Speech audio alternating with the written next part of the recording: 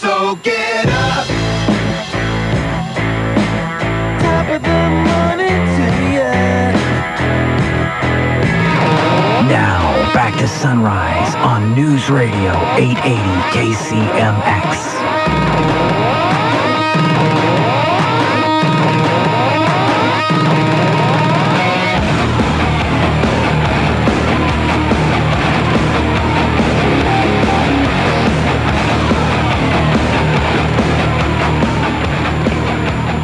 Good morning, everybody. 33 minutes after the hour. Welcome back to the Sunrise Show.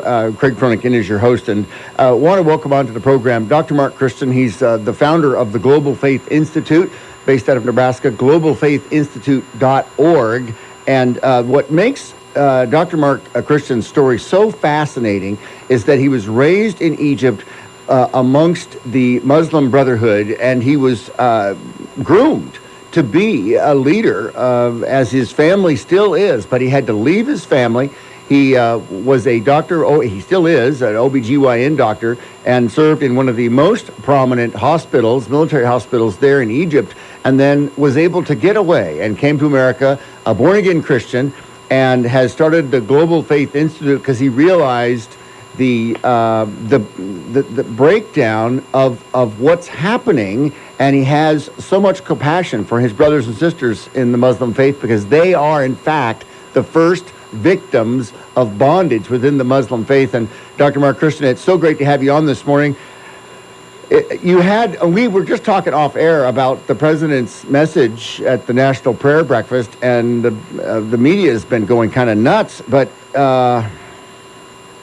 interesting your take, sir, on what the president was trying to, his message. Thank you very much for having me. It's an honor to be on your show, Greg, and I love to conversate with you all the time and with your listeners.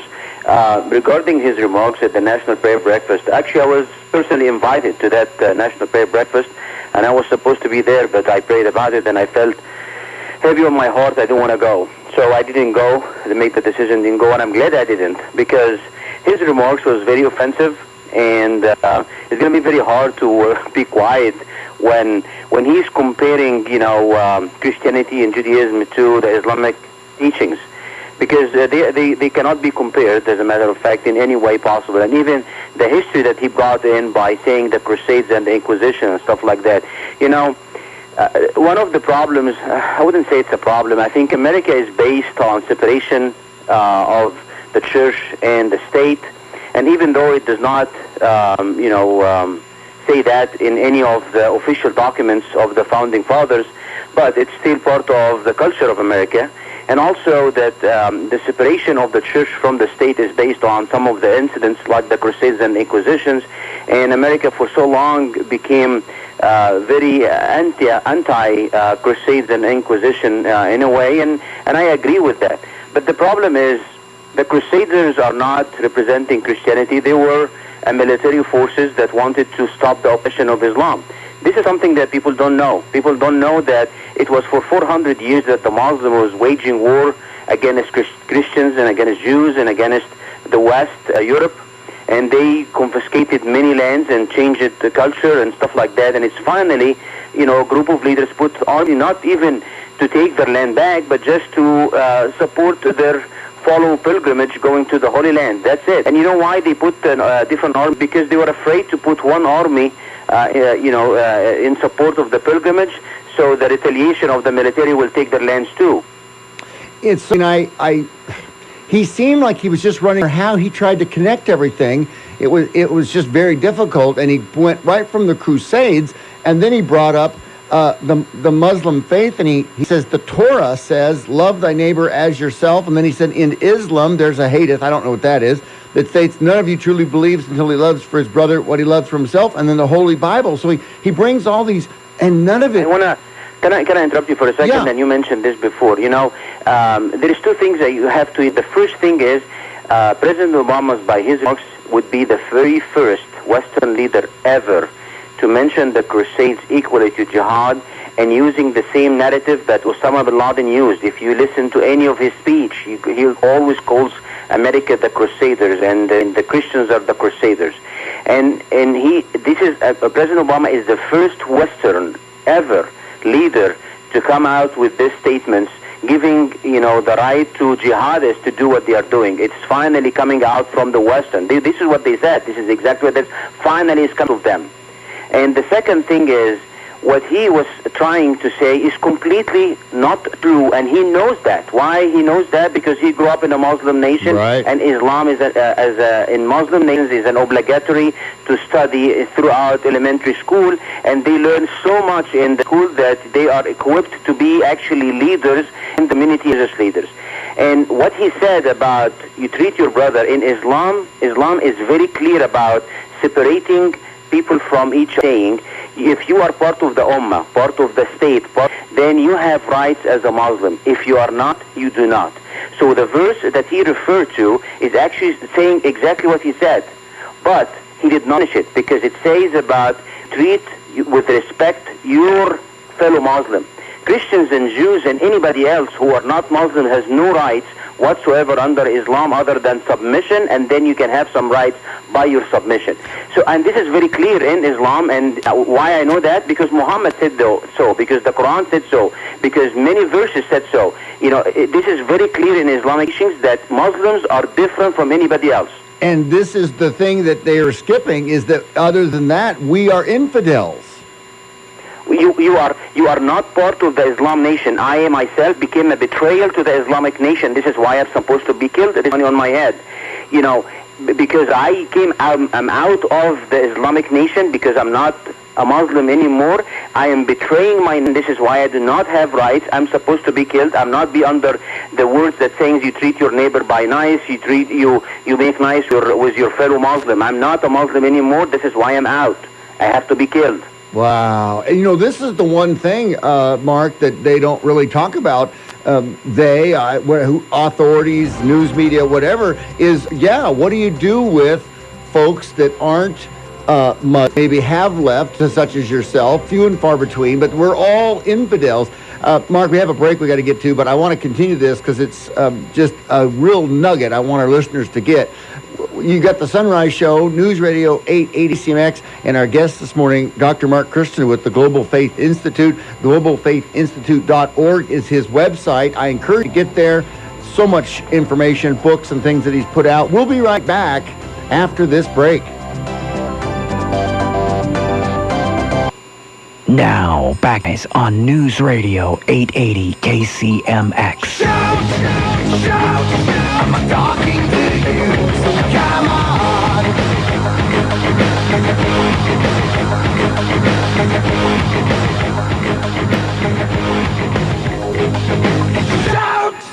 Good morning, everyone. 45 minutes after the hour. Welcome back to the Sunrise Show. Craig Froning is on the web, KCMXAM.com. We're streaming around the world, and our links to our Twitter page, our Facebook page, and to my email address are right in the phone number to call in to the studio, 541-772-8255. We're continuing with Dr. Mark Christian, and he's the founder of the Global Faith Institute there in Nebraska, and his site, globalfaithinstitute.org. And Mark, one of the things we really don't talk about is that since you have, in fact, left the Muslim faith, you were born and raised in Egypt, and you found your way out.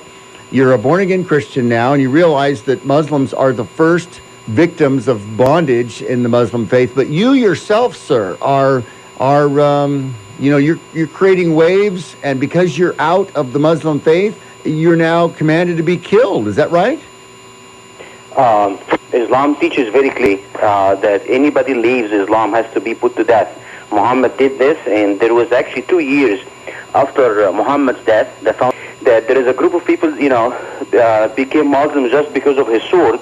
And as soon as he died, they decided Islam is not for them, and they decided to leave. And the successor of Muhammad waged a 2-year war that he applied that, punishment on everybody. It says, whoever leaves put to death, and it's 2 years war that is called the apostasy war, which is the people who left Islam. So it's very clear and very, well-founded in Islamic teachings that whoever leaves Islam has to be put to death.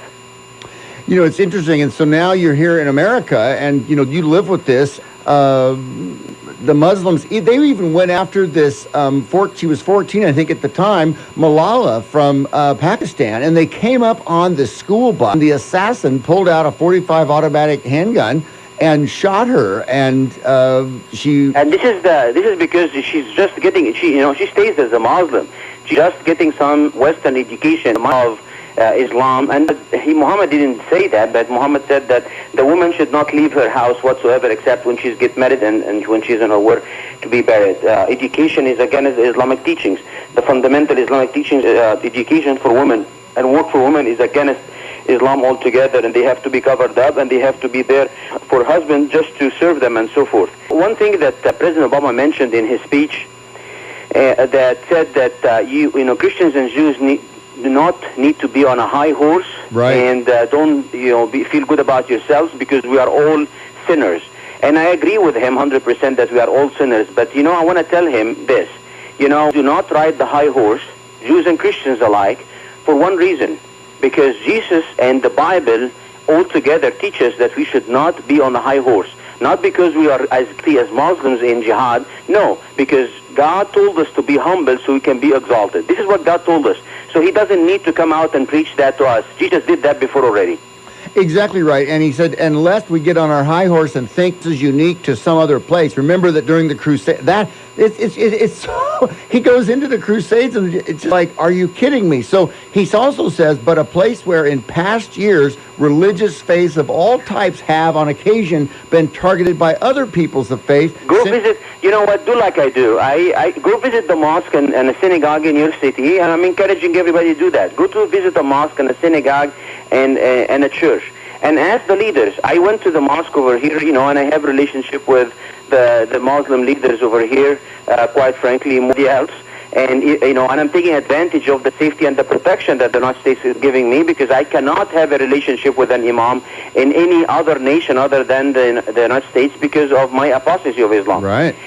But I went to the imam, and, in our last conversation 2 weeks ago, he told me in the conversation three times, and he's telling me it's not against anything, you personally, Mark. We are doing this because, this is the teachings of Islam, and we have to do it because you are preaching stuff out there outside against Islam. So this is Islam teaches that you have to be killed.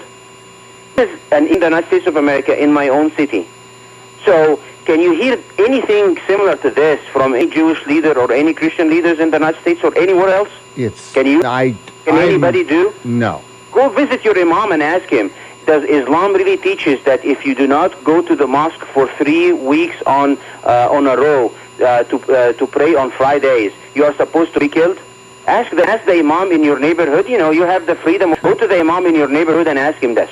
And if he tells you, yes, or tells you, this and that, and the teaching so and so, then you understand what you are dealing with.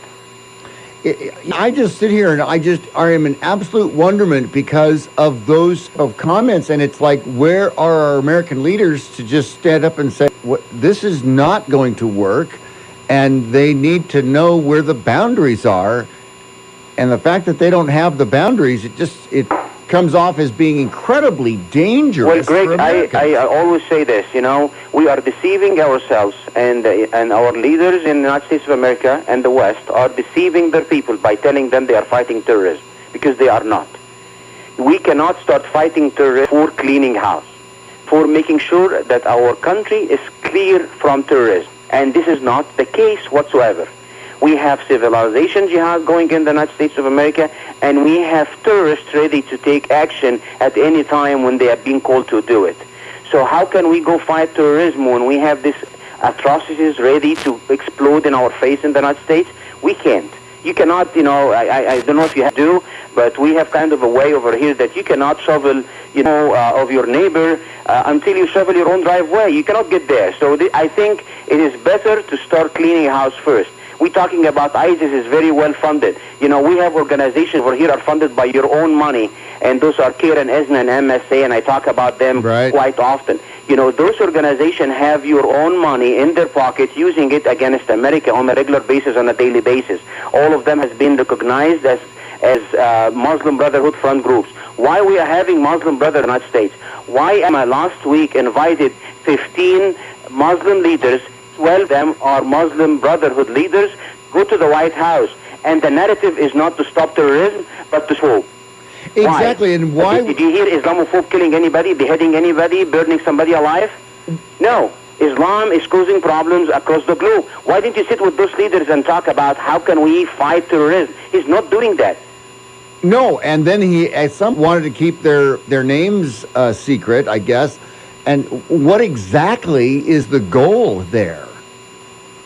The goal is to keep on pushing the narrative that Islam is a religion. Islam is a good religion. It's actually better than anybody else, you know, and we are all sinners. We are very bad people. We have atrocities that has committed by the name of Christianity and Judaism.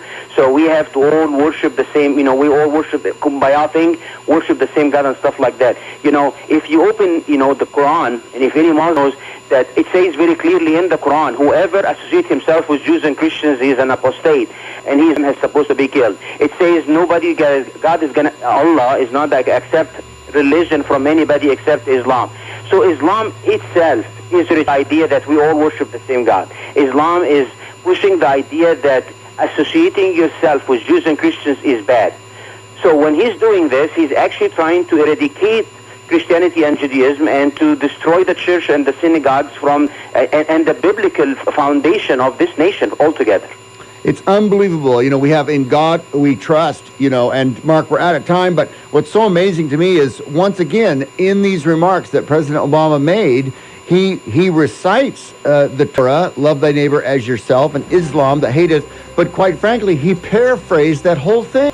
Yes. Exactly. He's paraphrasing it, and he knows it. The biggest problem, Greg, that he knows that.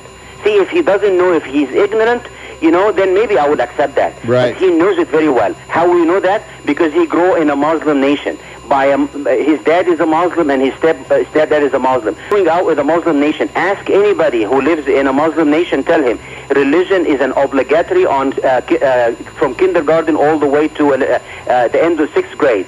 And during those 3 chapters of the Quran, you understand Sharia law, you understand the history of the conquest of the Muslim nations and so forth. You understand so much about Islam that you are ready to equip yourself and your family to come to be a good Muslim people.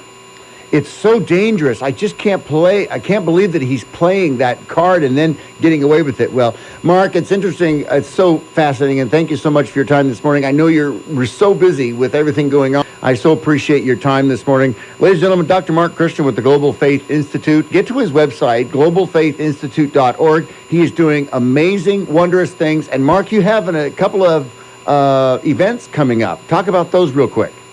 We have the biggest event that I really appreciate so much is the event that we're putting on March 19.